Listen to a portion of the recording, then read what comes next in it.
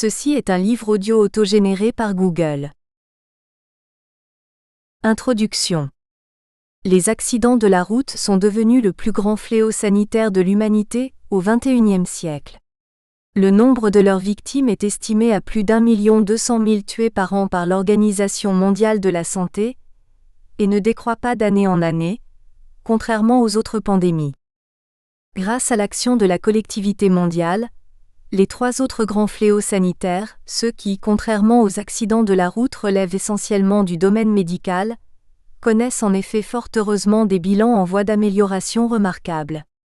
Certes, le sida, HIV, est encore à l'origine de plus d'1 million de morts annuelles, mais la décroissance a été de plus de 40% depuis 7 ans et se poursuit à un rythme soutenu, à tel point que certains se risquent même à prévoir sa disparition à l'avenir.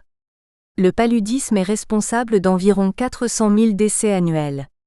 Mais là aussi il est en chute très rapide, de même que c'est le cas pour la tuberculose qui fait encore 1,5 million victimes, mais a régressé de moitié depuis 1990 et continue à le faire.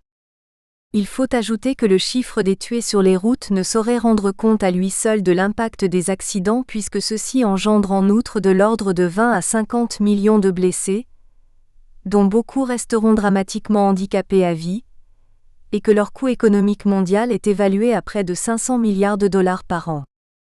Enfin, il n'y a pas que les victimes directes. Lorsqu'un chef de famille est tué, la vie de ses parents, de sa femme et de ses enfants devenus orphelins est bouleversée et ceux-ci tombent bien souvent dans la misère. Au-delà des chiffres, ce sont donc autant de drames indicibles, et la vie de millions d'êtres humains qui se trouvent bouleversés directement ou indirectement chaque année par l'épidémie routière. Comme les autres, les pays francophones ne sont pas épargnés. Certes, ils ne sont pas seulement victimes des accidents de la route. En guère plus d'1 an, beaucoup d'entre eux ont été frappés par des événements dramatiques d'une toute autre nature à jamais inscrits dans les mémoires. 15 puis 130 morts à Paris dans les attentats du début et de la fin de 2015, 86 morts le 14 juillet 2016 à Nice, 21, 38, 12 puis 23 morts en Tunisie, 22 morts au Mali, 30 au Burkina Faso, 20 en Côte d'Ivoire, 31 à Bruxelles et d'autres encore dans de multiples attentats. Le Canada lui-même n'a pas été épargné par le terrorisme. En un peu plus de 18 mois, ce sont ainsi plus de 350 victimes innocentes qui ont perdu la vie dans ces seuls pays. Qui sait d'ailleurs si au moment où ces lignes seront lues, la liste de ces drames ne se sera pas encore étendue comme tout le laisse craindre. On comprend sans mal l'émotion qui a saisi l'opinion publique des pays ainsi frappés, et plus généralement la mobilisation internationale sans précédent qui a suivi ces actes tragiques. Rien de semblable pour la sécurité routière. Pourtant, au cours de la seule année 2014, l'Organisation mondiale de la santé a recensé plus de 130 000 morts sur les routes des seuls pays membres de l'Organisation internationale de la francophonie, c'est-à-dire là aussi 350 morts, mais chaque jour et dans une indifférence quasi générale. Et les pays francophones ne sont évidemment en rien une exception. Pourquoi ce désintérêt ? Que faire ? C'est à ces questions que va tenter répondre ce livre en montrant comment sortir de ce qui n'est pas une fatalité, puisque la communauté mondiale a su remarquablement agir à l'égard des autres grands fléaux sanitaires qui frappent notre époque, et que les pays développés ont largement jugulé l'épidémie routière. Ce livre est double, composé de 2 parties indépendantes l'une de l'autre et qui peuvent être lues séparément. La seconde retrace pour la première fois l'expérience de la France et de l'Europe dans la lutte contre les accidents de la route, dont les résultats sont très impressionnants. Entre 1972, année d'un triste record, et l'époque actuelle, le nombre des tués enregistrés sur le seul territoire français a régressé de plus de 18 000 par an à moins de 3 500 pendant même que le trafic triplait ou presque. En fonction de la population, le risque a été divisé par 6. En fonction du trafic, il l'a été par 15. À côté d'incontestables et remarquables progrès techniques de la route et des véhicules, ce bouleversement aussi spectaculaire qu'inespéré a d'abord été le fruit d'une politique voulue et cohérente, poursuivie avec une rare constance au cours des décennies écoulées, au point de faire de la sécurité routière l'une des politiques publiques pour lesquelles la France peut être citée en exemple, et l'est souvent car elle a largement inspiré l'Europe alors même que rien ne l'y prédisposait. Les progrès ont certes concerné l'ensemble des pays développés, mais ils ont été particulièrement rapides et durables dans l'Hexagone. Réputés indisciplinés et peu enclins à respecter spontanément les lois, les Français ont changé du tout au tout leur comportement sur la route et sont devenus parmi les plus disciplinés, au point de susciter l'étonnement des conducteurs étrangers qui se mêlent à eux lors des grandes migrations estivales et sont parfois moins scrupuleux à l'égard des règlements en vigueur. Cet ouvrage décrit comment il a été possible de bouleverser à ce point le comportement de tout un peuple. Alors que la France figurait régulièrement parmi les pires pays du monde quant au nombre de morts enregistrés sur ses routes, et que peu de familles étaient épargnées, y compris la mienne, elle compte maintenant parmi les bons élèves de la planète à cet égard, et son expérience constitue un encouragement majeur pour les nations en développement. Mais la partie la plus importante du présent livre est la première, car elle concerne les pays qui souffrent aujourd'hui le plus intensément des drames routiers. Le centre du fléau s'est désormais déplacé, précisément du fait des progrès accomplis au cours des décennies écoulées dans le monde développé. À cause même de leur émergence progressive de la pauvreté, ce sont désormais les autres pays de la planète qui sont le plus durement confrontés au fléau de l'insécurité routière. Or, malgré un début de mobilisation, la communauté internationale ne s'est nullement impliquée jusqu'à présent dans la lutte contre les accidents de la route en regard de ce qu'elle a fait pour les autres fléaux sanitaires majeurs. Elle y consacre 1000 fois moins de moyens. C'est que ces accidents sont trop souvent encore perçus comme relevant de la fatalité, alors que l'expérience de la France comme celle des autres pays francophones développés, le Canada, la Belgique et la Suisse, montre qu'il n'en est rien, et que cette grande épidémie des temps modernes peut être, sinon éradiquée, du moins progressivement maîtrisée, et des milliers de vies ainsi épargnées. Si la communauté mondiale s'est si peu impliquée dans ce dossier qui est l'un des plus importants de notre époque et concerne tous les pays, c'est avant tout pour une raison majeure. Aucun organisme intergouvernemental ne s'en est jusqu'à présent véritablement saisi avec les moyens voulus. Ce peut être là une vocation majeure nouvelle pour l'Organisation internationale de la francophonie, à l'égard des pays qui en sont membres et qui sont frappés, comme les autres, par une violence routière sans cesse croissante. La francophonie pourrait devenir à cet égard un laboratoire du monde. Sous l'impulsion décisive de Jean Todt, c'est une nouvelle stratégie mondiale de lutte contre les accidents de la route qui peut voir le jour. Première partie. Le contexte mondial et la francophonie. Chapitre 1 : 100 ans d'indifférence. À l'origine des temps, seule existait la marche à pied qui marquait le rythme des migrations humaines. Il fallait des dizaines ou des centaines d'années pour traverser un continent. Mais depuis que l'homme est apparu sur notre planète, l'un de ses rêves les plus constants fut d'aller toujours plus vite et plus loin sur Terre, sur l'eau ou dans les airs. Et il est vrai que jusqu'à une date toute récente, vitesse et progrès semblaient aller de pair. Ce fut d'abord, il y a moins de 10 000 ans, la maîtrise du cheval qui, monté ou attelé, multiplia les potentialités des peuples qui la découvrirent. Sans elle, l'histoire de l'humanité aurait été différente. Grâce à quelques chevaux, Cortés n'a-t-il pas conquis un continent et vaincu un empire ? Et sans les progrès de la navigation, Christophe Colomb n'aurait pas découvert l'Amérique. Plus près de nous, au XIXe siècle, le chemin de fer, en se substituant dans un pays comme la France aux diligences qui mettaient Marseille à 10 jours de Paris, même pour les souverains les plus puissants, bouleversa des rythmes de vie millénaires et donna son véritable essor à l'ère industrielle. Qui enfin imaginerait aujourd'hui un monde sans avions alors qu'il est possible de rallier en quelques heures n'importe quel point du globe ? Rêve insensé que personne n'aurait osé caresser il y a peu de décennies encore ? Quel progrès fulgurant n'a-t-il pas fallu accomplir en moins d'un siècle depuis le premier vol des frères Wright ? Il n'est donc pas étonnant que tous ceux qui se sont passionnés pour l'automobile et les autres véhicules routiers, aient eux aussi, longtemps orienté l'essentiel de leurs efforts vers la recherche de vitesse sans cesse croissante. À ses débuts, à la toute fin du XIXe siècle, l'automobile roulait à peine plus vite qu'un cheval au trot, mais les progrès furent étonnamment rapides. Dès 1899, ce fut l'exploit tant attendu. Une voiture électrique ayant la forme d'un obus, la jamais contente du Belge Genadzi couvrait le kilomètre lancé entre Achères et Poissy à la vitesse de 104,882 km/h. Pour la première fois au monde, Avant même 1900, le mur des 100 km/h était franchi.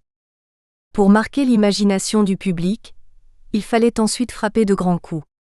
Des courses dites de ville à ville furent organisées, Paris-Rouen d'abord, puis Paris-Marseille, Paris-Madrid, Paris-Vienne, etc., qui connurent un prodigieux succès populaire. À l'époque, la France comptait plus d'automobiles que le reste du monde. Mais dès l'origine aussi, ce fut le début du long cortège des douleurs et des deuils. En 1903, la course Paris-Madrid, disputée sur route ouverte, coûta la vie à une dizaine de personnes parmi lesquelles le constructeur Maurice Renault dont seul le frère Louis survécut. Devant l'émotion générale, les pouvoirs publics arrêtèrent d'ailleurs cette course à la mort et les concurrents ne dépassèrent jamais Bordeaux. Malgré ce cruel avertissement, pendant longtemps encore, les voitures allèrent de plus en plus vite et les hommes exultèrent, apparemment peu sensibles au sort de ceux qui disparaissaient. Car la vitesse tue quand elle n'est pas maîtrisée. Elle est longue la liste des personnages illustres dont la vie fut écourtée à cause d'elle. Chez les pilotes de course, il faut citer Jean Bérat, Henri Oreiller, Maurice Lévesque, Lorenzo Bandini, Jim Clark, Lucien Bianchi et plus près de nous François Sever ou Ronnie Peterson parmi des centaines d'autres. Grâce aux efforts incessants de la Fédération internationale de l'automobile, ces accidents ont désormais pratiquement disparu, mais il fut un temps où les pilotes risquaient leur vie à chaque course. Il y eut aussi sur la route et partout dans le monde, des personnalités aussi différentes que la reine Astrid de Belgique, Pierre Le Faucheux, premier président de la régie Renault, James Dean, Albert Camus, sans parler de l'innombrable foule de millions de victimes anonymes. Et qui aurait oublié la mort de la princesse Diana ? Alors que pour les autres modes de transport la sécurité s'accrut en même temps que la vitesse, pour l'automobile ce fut l'inverse. Pour la seule France, le nombre annuel des victimes d'accidents de la circulation doubla de 1960 à 1972, période de liberté de la vitesse sur route, passant en seulement 12 ans de 9 000 à plus de 18 000, chiffre qui nous laisse aujourd'hui incrédules.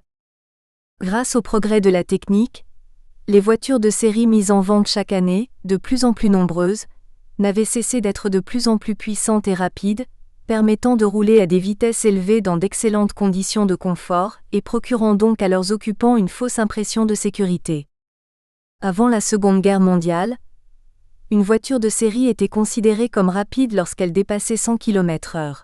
Vers 1960, divers modèles de large diffusion approchaient 150 km/h. Enfin, ne vit-on pas apparaître dès 1970 des automobiles de grande série pouvant aisément atteindre et excéder 200 km/h ?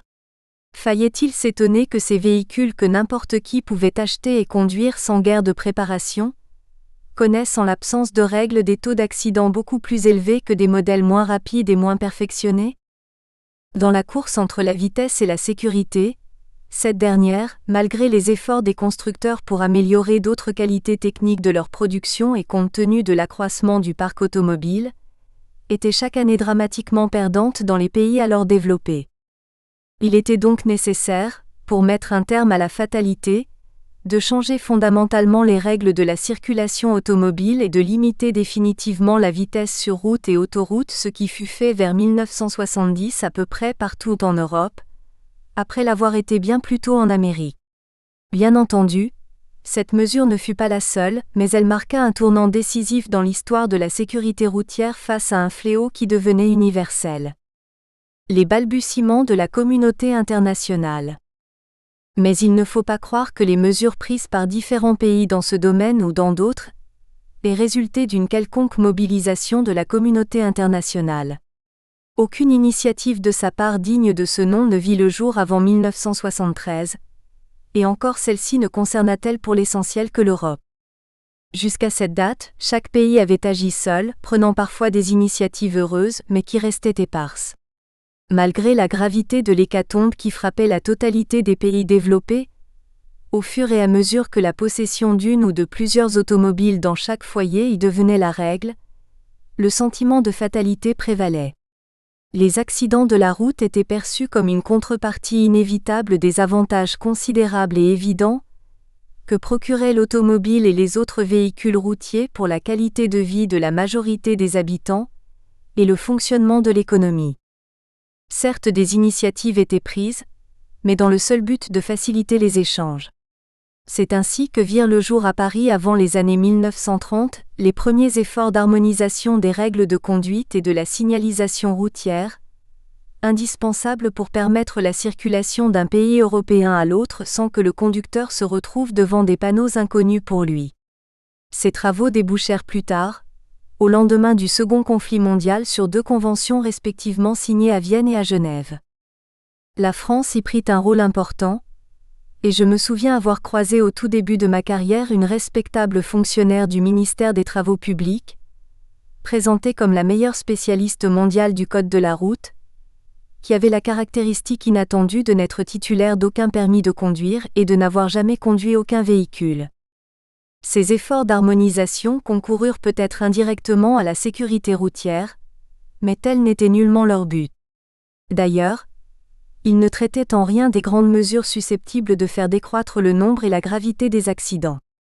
La limitation des vitesses autorisées, l'obligation du port de la ceinture de sécurité ou du casque, le contrôle de l'alcoolémie au volant n'y était aucunement évoqué. Il fallut attendre bien plus tard, en 1973, que la Conférence européenne des ministres des Transports, CEMT, dont je venais d'être nommé président du comité de la sécurité routière, se saisisse enfin du dossier pour qu'apparaissent les premières actions internationales spécifiquement destinées à lutter contre le fléau des accidents de la route. On doit notamment à cet organisme la généralisation progressive de l'usage de la ceinture de sécurité en Europe, voire au-delà. Ce fut ensuite l'Union européenne qui s'intéressa au sujet, et me commanda dans des conditions qui seront décrites dans la seconde partie de ce livre un rapport pour une politique européenne de sécurité routière, publié en 1991 et dont certaines recommandations furent rapidement mises en œuvre sur le continent. Tirant ensuite les conclusions de mission dont elle m'avait chargé en 1992 dans 6 pays d'Europe centrale, un grand colloque fut organisé à Budapest par la Banque mondiale en 1994 et marqua le début de politiques cohérentes en Europe centrale et de l'Est. Mais il fallut attendre le début du XXIe siècle, et plus précisément 2004 pour que l'organe suprême de l'humanité, les Nations Unies, se saisissent pour la première fois de ce qui était pourtant devenu depuis longtemps un mal qui frappait partout. Encore l'action menée depuis cette date est-elle restée à ce jour hors d'échelle avec l'ampleur de ce fléau des temps modernes. Le chapitre 4 de ce livre mettra en évidence que la communauté internationale ne consacre pas plus d'une 30aine de millions d'euros par an, et n'affecte pas plus d'une 40aine de personnes à la lutte contre les accidents de la route, pourtant déclarée cause prioritaire par les Nations Unies. Ces dernières ont délégué à l'Organisation mondiale de la santé, OMS, le soin de coordonner la sécurité routière au niveau mondial, mais cet organisme n'y consacre qu'une dizaine de personnes sur les 7000 qu'il emploie. À titre de contraste, le chapitre 5 montrera l'ampleur des efforts de la communauté internationale dans sa lutte contre les autres grands fléaux, sida, paludisme, malaria, tuberculose, puisque ceux-ci mobilisent des dizaines de milliers de personnes et bénéficient à juste titre de crédits de l'ordre de 30 milliards de dollars par an. Pour sa part, le chapitre 7 s'interrogera enfin sur les causes du manque d'intérêt dont pâtit le plus grand fléau sanitaire de notre époque. Mais auparavant, il faut se demander quel rôle pourrait jouer la francophonie à son égard, avant qu'un chapitre consacré au Burkina Faso illustre la tragique réalité des drames de la route. Chapitre 2 – Pourquoi la francophonie ? Le cadre mondial. Face à l'extrême faiblesse des moyens aujourd'hui consacrés à la lutte contre les accidents de la route, que faire ? Quels objectifs raisonnablement se fixer pour mettre progressivement fin à une situation scandaleuse à bien des égards ? Ne plus laisser seul aucun pays.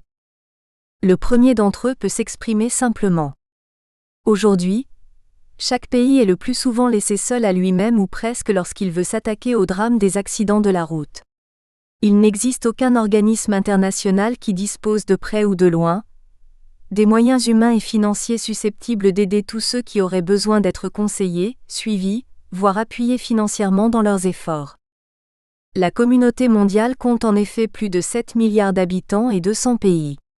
Même si l'on estime, ce qui n'est que partiellement vrai, qu'une 50aine de ces derniers ont aujourd'hui le savoir-faire et les moyens nécessaires pour mener des politiques efficaces de lutte contre les accidents de la route, Il en reste 150 pour lesquels ce n'est à l'évidence pas le cas et qui ont donc un besoin urgent de l'appui de la communauté internationale. Comment celle-ci pourrait-elle mener à bien cette tâche avec les moyens dérisoires en regard de l'enjeu qu'elle consacre aujourd'hui à la sécurité routière, dont on a vu qu'il n'excède pas à un niveau central, une quarantaine de personnes et quelques dizaines de millions de dollars pour la planète entière? Qui pourrait croire un seul instant qu'il soit possible de lutter avec l'efficacité souhaitable contre un fléau responsable chaque année de plus d'1 million de morts et de dizaines de millions de blessés dans de telles conditions? Le premier but à atteindre est donc clair. Comme c'est le cas pour les autres fléaux sanitaires, il faut faire en sorte qu'aucun pays ne soit désormais laissé seul pour lutter contre le fléau des accidents de la route, à la merci d'initiatives locales qui peuvent être parfois heureuses, mais sont bien souvent insuffisantes quand elles ne sont pas tout simplement absentes. Ceci suppose d'abord qu'il existe un ou plusieurs organismes internationaux ayant la technicité voulue et disposant en nombre suffisant des moyens humains et financiers nécessaires pour répondre aux besoins de chacun des 150 pays qui le nécessitent. L'appui individuel susceptible d'être apporté à ceux d'entre eux qui le souhaiteraient pourrait alors revêtir plusieurs aspects, pour l'essentiel au nombre de 5. Sensibiliser chaque fois que nécessaire les responsables politiques à la nécessité de placer la sécurité routière en très bon rang au sein de leurs priorités, en adoptant notamment une organisation spécifique nationale des pouvoirs publics adaptée à cette mission, et en lui allouant des moyens significatifs. Procurer aux responsables locaux du dossier des correspondants qualifiés auxquels ils puissent s'adresser en permanence, pour qu'ils ne soient pas seuls dans cette tâche difficile aux multiples aspects, et puissent bénéficier s'ils le souhaitent d'avis compétents. Faut-il le répéter? Aucun pays ne devrait être laissé seul à l'avenir pour lutter contre ce fléau. C'est là une responsabilité majeure de la communauté humaine. Former des experts nationaux dans les différents domaines concourant à l'amélioration de la sécurité routière, politique générale, éducateurs et formateurs scolaires ou spécialisés, spécialistes de la communication publique, policiers et gendarmes, ingénieurs et techniciens routiers, contrôleurs de véhicules, secouristes et médecins. Fournir les références techniques appropriées des meilleures pratiques internationales dans les domaines correspondants. Réglementation, information et éducation des populations, contrôle et sanctions, aménagement routier, normes techniques pour les véhicules neufs et en service, ainsi que secours et soins aux victimes d'accidents. Participer enfin au financement d'actions spécifiques de sécurité routière. Celles-ci peuvent être de nature très variée et répondre parfois à des demandes locales. Le chapitre suivant décrira ainsi, parmi de multiples autres, une action locale qui nécessiterait un budget de 700 000 € sur 3 ans. Celle-ci concerne l'une des provinces du Burkina Faso. Cette dernière compte 1,3 million d'habitants alors que les seuls pays francophones africains en totalisent plus de 300 millions, ce qui donne une idée de l'œuvre à accomplir. L'ampleur de la tâche est donc considérable. Elle est pourtant pleinement justifiée si l'on considère l'enjeu qui se chiffre au niveau mondial en centaines de milliers de vies humaines et en centaines de milliards de dollars ou d'euros gaspillés. Mais rien de ceci n'a été entrepris jusqu'à présent par la communauté internationale, à une échelle qui soit en rapport avec les besoins. Quelle structure mettre en place? La première question qui se pose est alors de savoir dans quel cadre créer le ou les organismes spécialisés internationaux susceptibles de répondre aux besoins énumérés ci-dessus. A priori, l'organisme intergouvernemental le mieux placé pour s'attaquer à un tel fléau mondial est clairement les Nations Unies. Mais l'ONU ne l'a pas fait jusqu'à présent, se contentant d'agir pour l'essentiel par la voie de la sensibilisation et de recommandations, sans engager des moyens humains ou matériels qui soient à la hauteur de cet enjeu planétaire, et en confiant notamment le dossier à l'OMS qui lui a consacré moins de 10 personnes sans aucun moyen financier de surcroît.